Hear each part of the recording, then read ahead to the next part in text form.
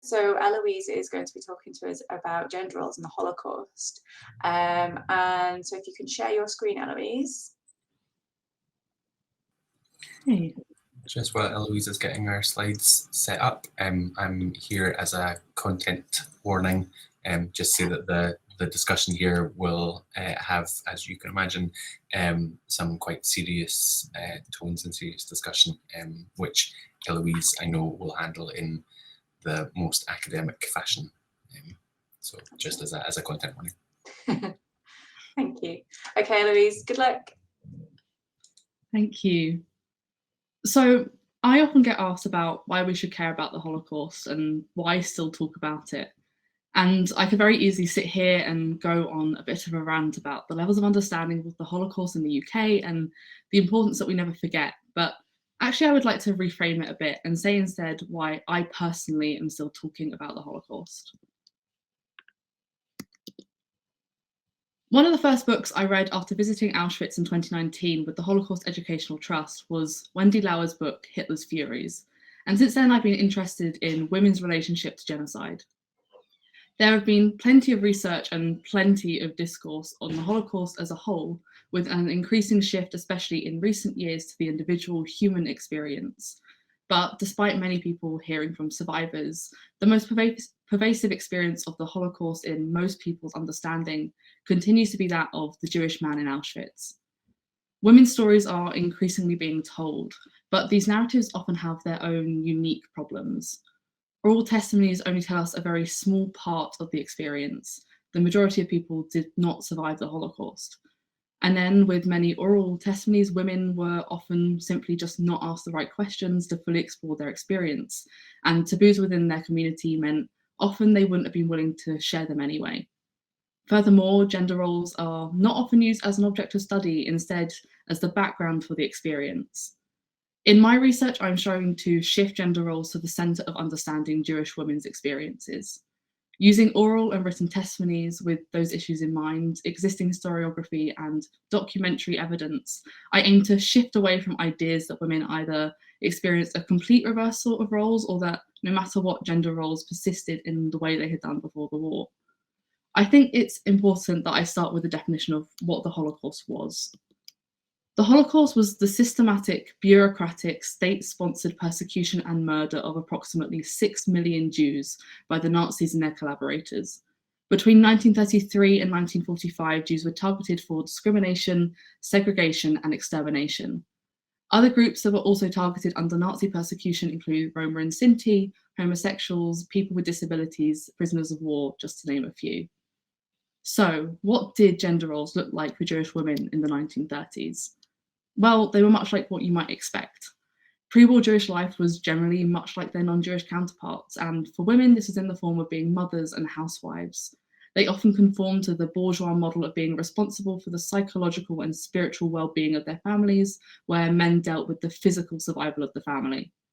In parts of Eastern Europe, this might have been a tiny bit different with more women in low-level work, but on the whole, we're looking at women mainly being in the home. This meant that when Nazi persecution began, they had a different set of skills from men, which they could use to survive. Early anti-Jewish laws mainly targeted Jewish men, forcing them out of work. So what we find is that Jewish women often for the first time were being forced out of their homes and into the public sphere. They could be seen queuing for bread and for government papers. This was the case for survivor Eve Kugler's mother, who, after the November pogrom, or Kristallnacht in 1938, when Germans took to the streets to destroy Jewish property, had to get visas in order to secure her husband's release after finding out he had been taken to Buchenwald. Women, even before the war had started, found themselves at the head of their households, making life and death decisions for their families. Men being the initial targets of Nazi racial law, more men than women fled Nazi territory. Women often stayed behind because they had family they needed to look after or because they simply felt they might not be so greatly impacted. Many felt that maybe, just maybe, the Nazis wouldn't attack women and children. This is something we see very clearly when we look at the Veldiv roundups, which occurred in Paris in 1942. Warnings were given, and in many cases, men went into hiding. Women and their children stayed behind. This led to women and children being disproportionately forced from their homes. When we look at the records we have from the roundups from July, we see that from the 16th, 1942, through the week that followed, 5,802 women and 4,051 children were taken in comparison to only 3,031 men. For most, their ultimate destination would be Auschwitz.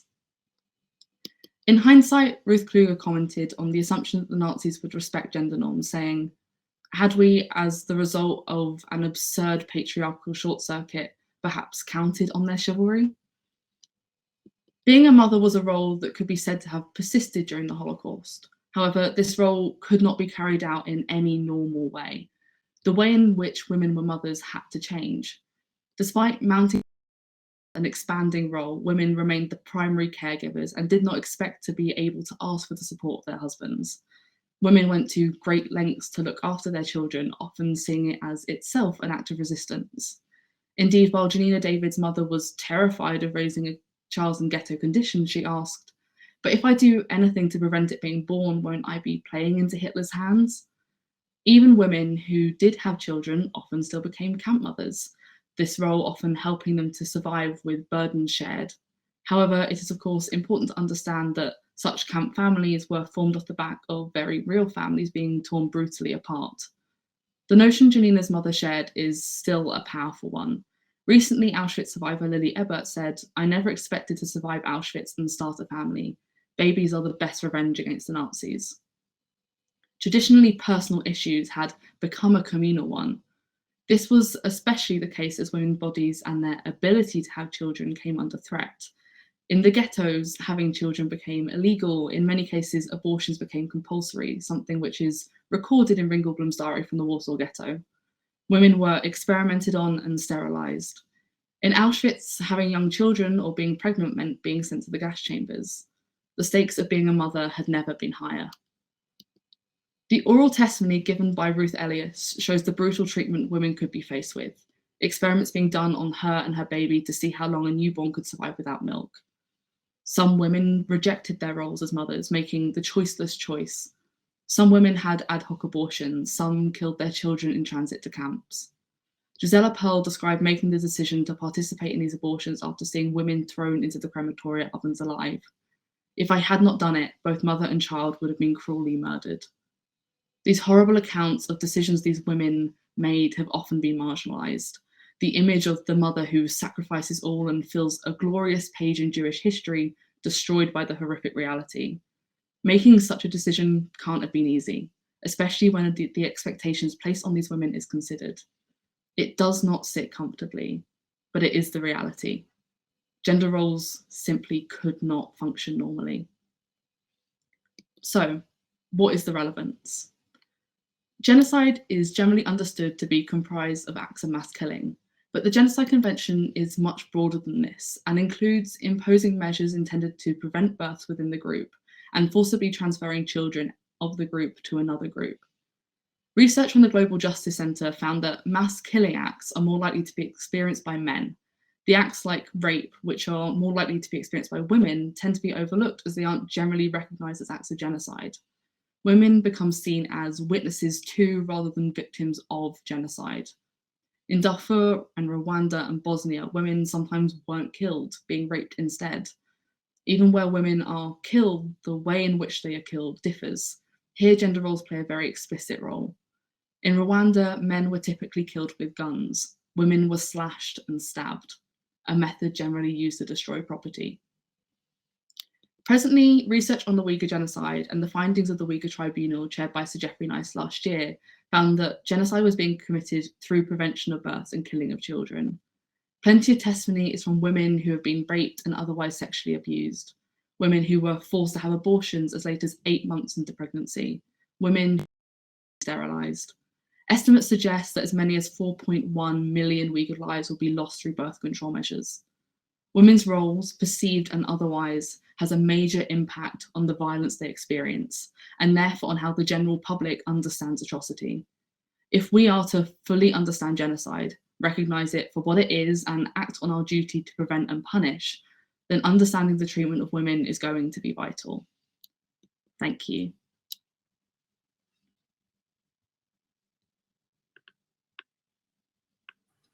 Thanks very much, Eloise.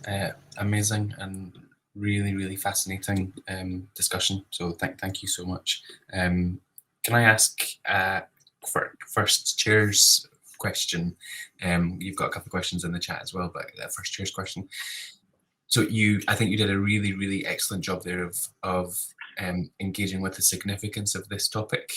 What, out of interest, what brought you to it? Why is this the thing that you're focusing on?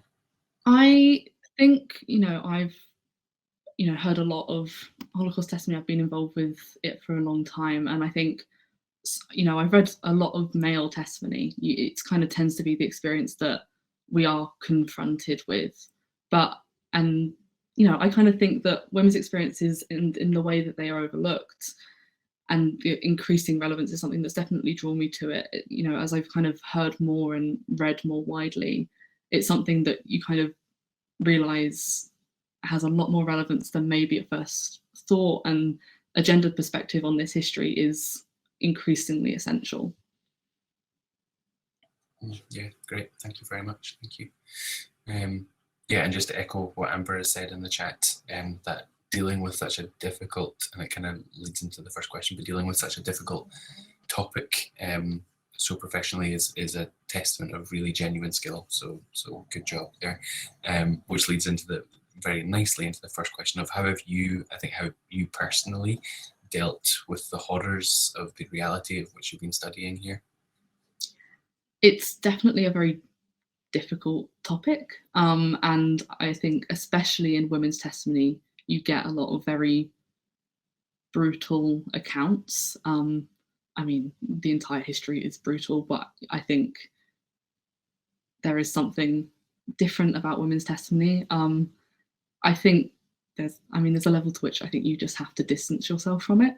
You kind of have to, but of course it does affect you, and you can't, say that this doesn't affect you. And I think when studying this, if it didn't, I think that would almost be weirder. You just sometimes have to take a bit of time to step away from it. Yeah, absolutely. And so I'm a historian as well, and have studied some pretty horrific events in the past. And I think you're right.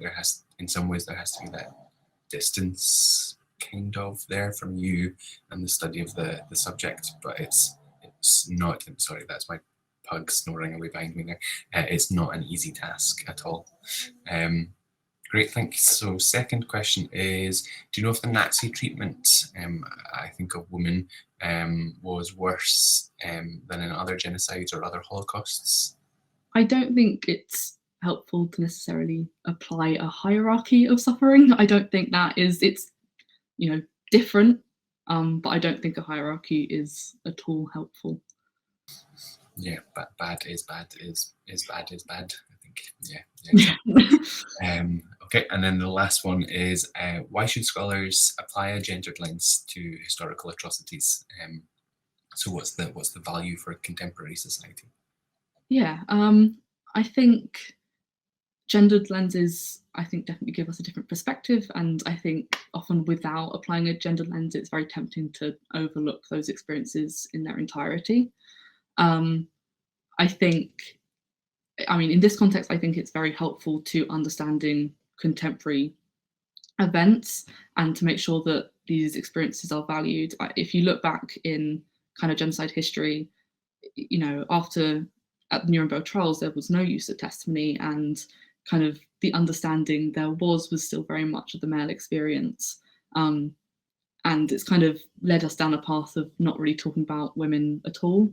And I think especially where they kind of haven't necessarily been victims of kind of what we expect, mass killing acts. When we think of the Holocaust, we think of either mass shootings or we think of the gas chambers, where women are victims of different kind of violence.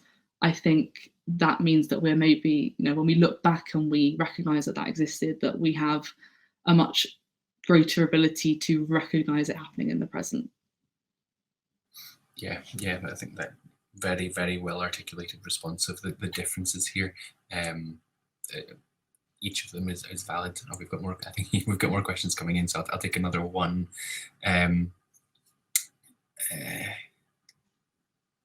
Yeah, cool. Okay, I'll take the first one that came in. So how do you think the gender roles played a part in recovering from the post-conflict trauma? So looking at the other side of it.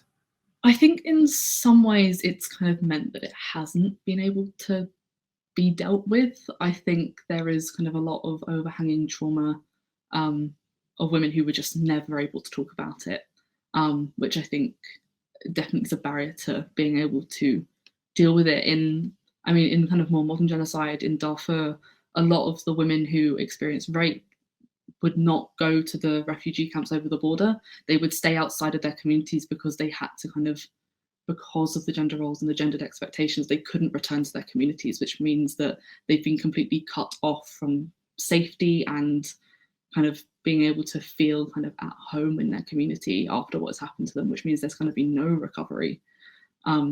So I think, yeah, gender roles completely impacts recovery from trauma. Yeah, really, really interesting. And I think we've got time, so if you're okay, Eloise, I'll ask the last question as well. So have you noticed any differences in how gender acts as a category in different circumstances? So for example, in fighting, in camps, on the home front? Yeah, absolutely. So, I mean, if we look at like women's resistance, often either women weren't taking on kind of great roles of responsibility, or they were taking on roles of kind of low level kind of infiltrating groups because they weren't necessarily seen as someone who was going to get involved, but they weren't necessarily still given leadership positions. I think it's one of those things where you might think in resistance groups there was this complete reversal of women taking on major leadership roles, and it generally wasn't the case. There is, an equality in some of the experiences of things like the Holocaust, but there is kind of definitely different kind of stages of experience, or it kind of is changing throughout. Like, I think something I tried to tackle in this is kind of going between pre-war into the ghettos and then into the camps. There is definitely a changing experience that is kind of constantly evolving of how, especially with families, they were still with their families up until the point when they were no longer in ghettos, and then the families could not exist. So definitely the different stages of genocide where it was impacting how those roles could be carried out. Yeah, absolutely fascinating. Thank you. Thank you so much for bringing the discussion, and thank you so much for dealing so well with the questions. Really, really good job. Really, really fascinating topic. And I think really, really important that we know about all of the sides of these types of atrocities. Absolutely agree. Great. Thank you.